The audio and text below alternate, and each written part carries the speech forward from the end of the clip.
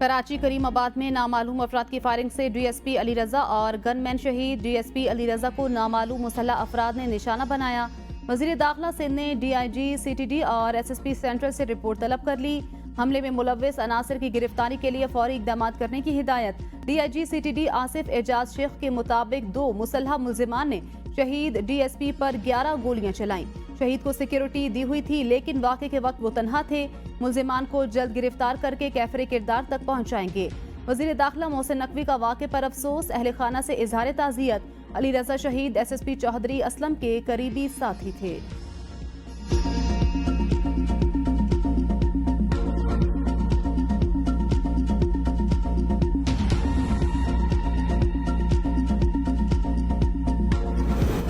कराची में police firing से खातून की हलाकत। मुजाहिरीन और पुलिस के दरमियान मुज़ाकरात नाकाम। पुलिस ने मुजाहिरीन को मुंतशिर करने के लिए लाठीचार्ज किया। 2 अफराद जख्मी हो गए। मुजाहिरीन का नेशनल हाईवे पर कई घंटों से जारी धरना खत्म करने का ऐलान। खातून के भाई याकूब समो के मुताबिक फैमिली अस्पताल में चेकअप के बाद वापस आ रही थी। स्टील टाउन पुलिस ने कार पर फायरिंग की। पुलिस के खिलाफ मुकदमा दर्ज कराना चाहा, लेकिन इनकार कर दिया गया। हम धरना खत्म कर रहे हैं, मामला अल्लाह पर छोड़ते हैं। डीआईजी ईस्ट के मुताबिक हादसाती वाकया हुआ। उनकी गाड़ी क्रॉस फायरिंग की रेंज में आई। जुडिशियल इंक्वायरी के लिए तैयार हैं। अगर पुलिस ने गलती की है तो पुलिस वाले अंदर जाएंगे।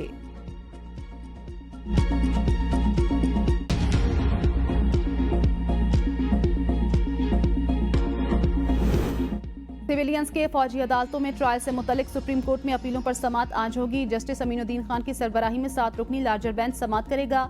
बेंच में जस्टिस जमाल खान मंदूखैल, जस्टिस मोहम्मद अली मजहर, जस्टिस हसन अजहर रिजवी शामिल। जस्टिस शाहिद वहीद, जस्टिस इरफान सादत और जस्टिस शाहिद बिलाल भी बेंच का हिस्सा।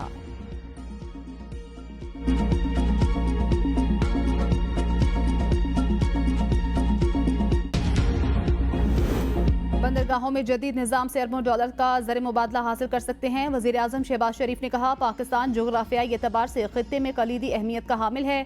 वस्त एशियाई रियासतों ने पाकिस्तानी बंदरगाहों के इस्तेमाल में दिलचस्पी दिखाई। बंदरगाहों की इस्तेदाद से मुकम्मल फ़ायदा उठाने के लिए तरजीही बुनियादों पर इक़दाम किए जाएं। पाकिस्तान की मईशत मुस्तहकम और तरक्की की जानिब गामजन है। वज़ीर आज़म का कराची में Hatsun port south Asian Pakistan terminal का दौरा। शहबाज शरीफ को टर्मिनल के ऑपरेशंस के हवाले से ब्रीफिंग। वज़ीर आज़म ने Hatsun port south Asian terminal के जदीद ऑपरेशंस को सराहा। कहा, पोर्ट टर्मिनल के ऑपरेशंस बैनुल-अक़वामी मयार के मुताबिक हैं। मुल्की बरामदात के इजाफे के लिए हुकूमत तरजीही बुनियादों पर इक़दाम कर रही है। बंदरगाहों के जरिए तिजारत से पाकिस्तान हर साल अरबों डॉलर का ज़र मुबादला कमा सकेगा।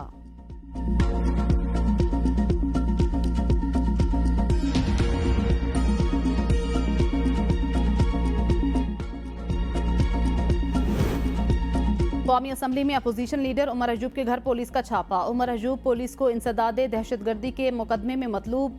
सरगोधा इंसदादे दहशतगर्दी अदालत ने वारंट जारी किए। उमर अजूब का कौमी असम्बली हुकाम से राब्ता। घर पर पुलिस छापे की शिकायत कर दी। अपने ट्वीट में कहा, मियांवाली और इस्लामाबाद पुलिस की टीम मुझे गिरफ्तार करने के लिए आई। फॉर्म 47 की हुकूमत गिरफ्तारी के लिए बहुत बेचैन। हुकूमत बौखलाहट का शिकार हो चुकी है। किसी भी पार्लियामेंटेरियन को गिरफ्तार करने से पहले स्पीकर को आगाह करना होता है।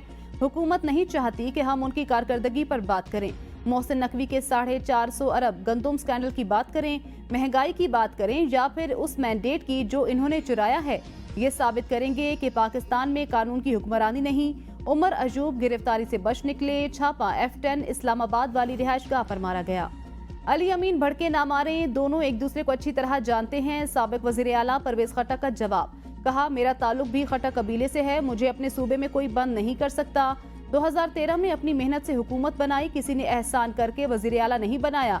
मुझ पर किसी का एहसान नहीं, तो एहसान फरामोश कैसे हो सकता हूँ। ना कभी झूठ बोला और ना ही झूठ बोलूंगा। कुछ लोग सच बर्दाश्त नहीं कर सकते। पहले भी नैब के नोटिस पर पेश हुआ था, अब भी अदालत जाऊंगा। किसी के खिलाफ नहीं। विफाकी काबीना इजलास की कार्रवाई में जो हुआ वो बोलूंगा। अली अमीन गंडापुर भी उस वक्त की काबीना का हिस्सा थे, वो भी ऐनी शाहिद हैं।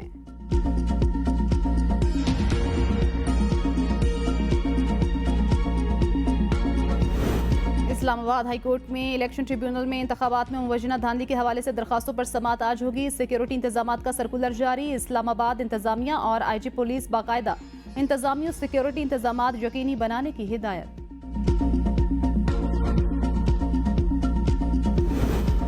इस्लामाबाद हाई कोर्ट बार ने जस्टिस तारिक के खिलाफ सोशल मीडिया मुहिम पर कल इजलास तलब कर लिया। जस्टिस तारिक के खिलाफ बदबीनी पर मबनी सोशल मीडिया मुहिम की मजम्मत।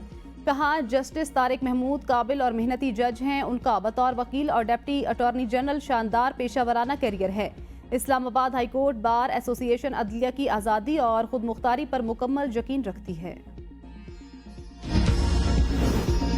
चीफ जस्टिस को बानी पीटीआई से मुतल्लिक मुकदमात नहीं सुनने चाहिए। रहनुमा तहरीक इंसाफ शुएब शाहीन ने कहा, कानूनी टीम फैसला करेगी कि चीफ जस्टिस पर तहरीरी अदम एतमाद करना है या नहीं। हमने बानी पीटीआई की हिदायत को फॉलो करना है, अलीमा बाजी की नहीं। बानी पीटीआई की इजाजत से बाहर निकलने की कॉल दी जाएगी। बानी पीटीआई ने एहतजाज की कोई डेडलाइन नहीं दी। आशूरा के बाद पाकिस्तान की तारीख का सबसे बड़ा जलसा करेंगे।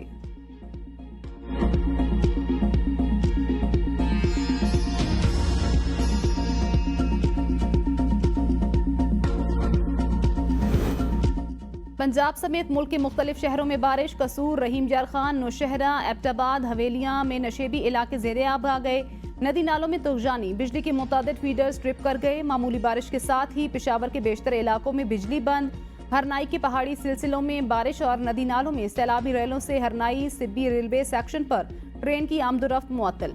हरनाई संजावी कौमी शाहराह ट्रैफिक के लिए बंद। कराची में बूंदाबांदी, रावलपिंडी, इस्लामाबाद में सूरज और बादलों की आंख मचोली।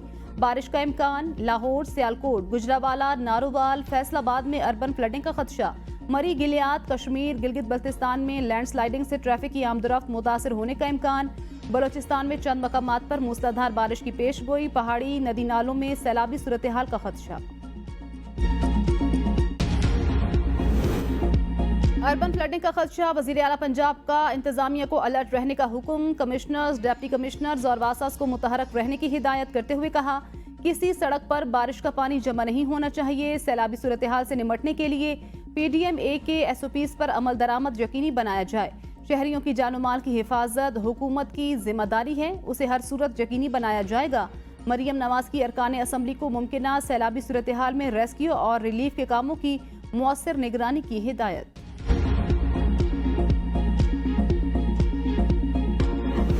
प्रोटेक्टेड सारिफीन की ओवर बिलिंग की शिकायत। वजीर दाखिला मोहसिन नकवी ने नोटिस ले लिया। ओवर बिलिंग पर अमले के खिलाफ कार्रवाई का हुक्म। FIA के तमाम डायरेक्टर्स को अहकामात जारी। मोहसिन नकवी ने कहा, 200 यूनिट इस्तेमाल करने वाले सारिफीन के साथ होने वाली नाइंसाफी का अजाला किया जाए। प्रोटेक्टेड सारिफीन को जानबूझकर नॉन प्रोटेक्टेड कैटेगरी में शामिल करना मुजरिमाना फेल है, जिसकी कतन इजाजत नहीं दी जा सकती। ओवर बिलिंग से प्रोटेक्टेड कैटेगरी तब्दील होने से सारिफीन पर करोड़ों रुपए का इजाफी बोझ पड़ा। प्रोटेक्टेड सारिफीन पहले ही मुश्किलात का शिकार हैं।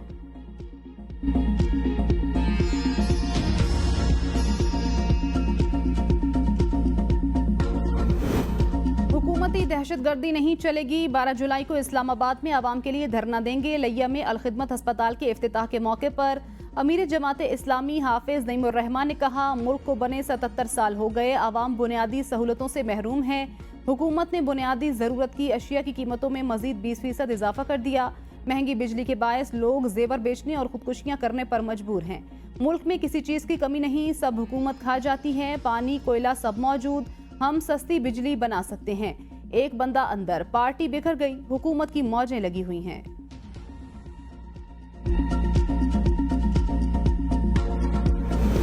पाकिस्तान रेलवे की निजकारी, 22 मुसाफिर ट्रेनों को आउटसोर्स करने का फैसला। मुसाफिर ट्रेनें पब्लिक प्राइवेट पार्टनरशिप के तहत चलाई जाएंगी। आउटसोर्स की जाने वाली मुसाफिर ट्रेनों में Karakoram express, green line, Hazara express, Karachi express, Shalimar express भी शामिल। कोयटा तक कराची चलने वाली वाहिद मुसाफिर ट्रेन बोलान मेल को भी पब्लिक प्राइवेट पार्टनरशिप के तहत चलाया जाएगा। मुसाफिर ट्रेनों की ओवरसोर्सिंग के लिए इश्तिहार भी दे दिया गया। ख्वाहिशमंद अफराद 1 अगस्त सुबह 11 बजे तक दरख्वास्तें दे सकेंगे। ए कैटेगरी की ट्रेनों की सिक्योरिटी 5 मिलियन, बी कैटेगरी की 2 मिलियन मुकर्रर।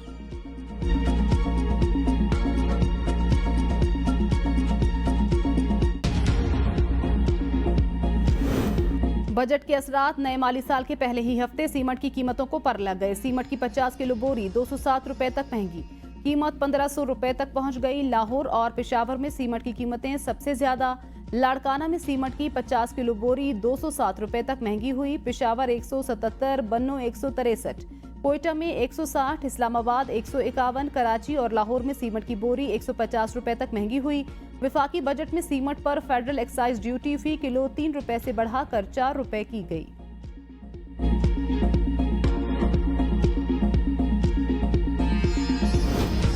पाकिस्तान में आईपीपीएस के मालिकान और कंपनियों के नाम क्या हैं? अपोजिशन ने हुकूमत से जवाब मांग लिया। अपोजिशन रुकने कौमी असम्बली उसामा हमजा ने कौमी असम्बली सेक्रेटरीट में सवाल जमा करा दिया। जिन सालों में आईपीपीएस के साथ मुआहदे किए गए उनकी फहरिस्त भी दी जाए।